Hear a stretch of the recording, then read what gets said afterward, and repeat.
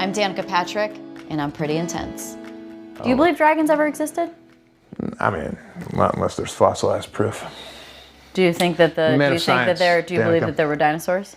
Yeah, I'm not a flat earther, if that's what if that's where this is going. Well, I've heard that they might not, maybe the bones weren't even put together right. Maybe dinosaurs are just sort of like kind of made up. I'm going to lean into... I'm going to lead into probably myself, but you never know. The simplest answer is true. Yeah. There is some law for that. I can't Somebody remember what made it's me called. dice recently as a present that were made of they had mammoth tusk in them. And people went crazy online. Oh, mad like, at you. How dare you? How dare Promoting the murder victim. of mammoths. It's like I posted 10,000 years ago. Yeah, they're dead. They're gone. It's a rock. You can't. I'm not telling people to go kill. I mean, do you realize mammoths? They died out 20,000 years ago. Yeah. Okay, sure. Yeah. Some people don't even think Earth was around 20,000 years ago. So there's also that. Yeah. Well, some people think that global warming isn't real either.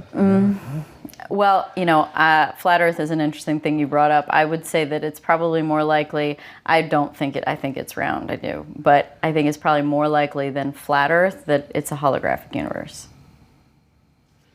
Okay, so are we talking? So we're mentally. Is this like McConaughey? We're kind of out filling. In Interstellar. We're talking? Our mind is being populated by what we've learned and experienced, and just fills it all in. And it's everything in the world can be broken down to zeros and ones. What's this? Matrix. What's this? We are energy.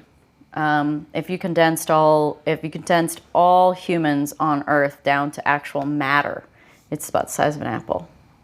I asked Neil deGrasse Tyson to confirm the 21 this. grams type of thing, or I don't know. Well, it's like when they say when people die. Mm-hmm. Well, that's all that's left. Well, no, they say that they lose 21 grams of weight.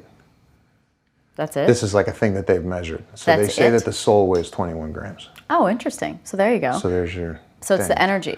Yeah, that it goes somewhere. So the question is are we all just transmitting data back to a cloud? Mm-hmm. Is there some kind of mothership? See, you're not so far off of this holographic universe idea. Well, there was a great I think it was a Playboy magazine interview with oh my God, why am I? Please come on, Joe. Eyes Wide Shut. Kubrick.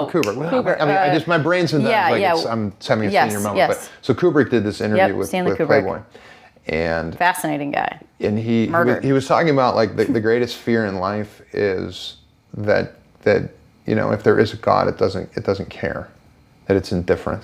Everybody wants to believe that God's sitting next to you in your convertible on that sunny day driving in the PCH, and people want to believe that it's not there when children are dying in third world countries. So there's this big argument as to is God everything or God nothing, and does God care? And so Kubrick had this big huge. He kind of brilliantly pontificated about this idea that it doesn't care, it's impartial, and that's the greatest fear. So it's because then we have no purpose. It just doesn't care. It doesn't care. It's just because it doesn't we want care. Purpose as it doesn't human care beings. if you live. People are going to get diseases. People are going to die. People are random shit's going to happen. Yeah. And it's all part of this. So then where does that put you in terms of it's like Stephen Hawking. Stephen Hawking, his entire life was a search for God, basically. And he died and said, it doesn't exist. And I'm not sure if, it was right or was it just, this is a guy who was stricken with something so difficult and lived the most difficult life out of anybody I could ever possibly imagine. And maybe this was a personal thing that if this could happen to me and I had to live like this, there can't be something. It can't be. Why would it do that? Did you grow up religious? Or going I was an altar boy till 6th grade. Yeah. How'd that go?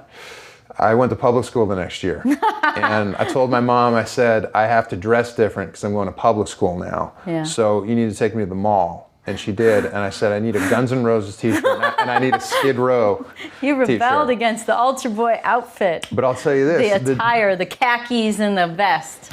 Yeah, first day of 7th grade, Skid Row shirt. The hot girls are outside smoking cigarettes, the bad girls. They smoke in 7th grade? Oh, yeah. God, they're cool. Smoking cigarettes outside the high school. I walked by them with my Skid Row t-shirt. And the hottest girl out of the group was like, nice shirt. And I was like, yeah. What'd your parents think about that? Did they care? My mom was stoked. Yeah, she was. I mean, as long as I was happy. So they didn't. They just wanted you to be happy. Nah, but I think there was definitely a seed planted from that connects to, you know, heavy metal streetwear, because it's like, you know, there's a group of people out there who are pretty cool, who like that aesthetic, and I want to take it back to smoking outside the high school in And they're seventh good grade. people, and they're not Fun. murderers. Oh, they're fun. I mean, crazy. look, you know, I don't really talk to a lot of those people today because they got in a lot of trouble as adults. But, you know, at the time it was fun, and I think there's a youth, there's a vitality to that kind of aesthetic, you know, that I remember so well from the early and mid '80s. Like, it was fun, you know, Danzig and Ozzy and Metallica, like all that stuff was fun, and it had this like fun energy to it, and that's what, you know, a lot of the line tries to capture.